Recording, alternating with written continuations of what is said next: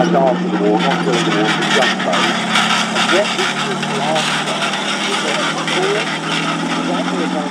Before the D-Day landing, they realised they might be going up against German fortifications, not on D-Day, but the West Wall. The whole advantage of that Jagdpanther, it can fire at an enemy a long distance away. Now that's great, because you can see the enemy at a long distance. Again, some of the times in Italy, Albert Speer went out to Italy to look at German tanks, came back, the German tank crewmen were saying, we need a tank more like the Sherman, because it was much more mobile, it could ride around relatively streets, etc., compared to some of these bigger German tanks. Tigers were some of those terrible tanks in Italy. So sometimes the landscape, you need to know where the tanks are going to be timed into the correct problem.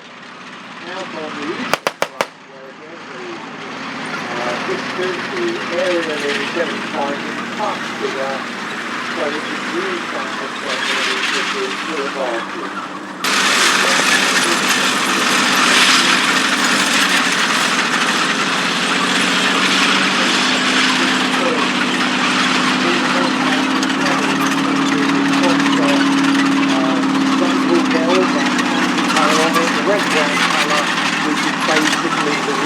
So, tank for tank, yes, they might not be a match, but of course, in World War II scenarios, what we're seeing there is a pretty fair representation in the sense there were a lot more Germans to be able to take on those rarer German tanks when they were on the battlefield, if they could get them going.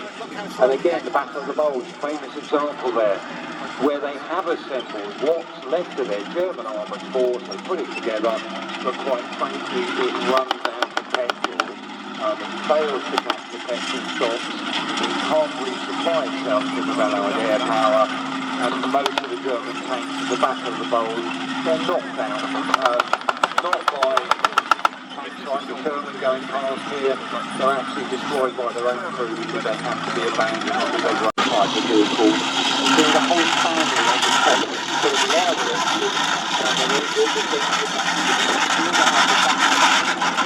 rails for a quick exchange of the I say quick, but often the Germans very sophisticated in their camouflage, this is mainly just if we're bombing their factories so effectively they can only afford to use it. And they take with us a lot of army, carry their whole history of the they were fighting in French Indochina, as they were calling it at the time, the NBEM-2. They took the captured tank, they had a surrounded air base with the NBEM-2, and they wanted to reinforce it. So a number of captured tanks was just basically forced down to the component cars, put into motors and other aeroplanes and flown in to the side of the NBEM-2, and then reassembled to try and help the French defend the air base there. And these tanks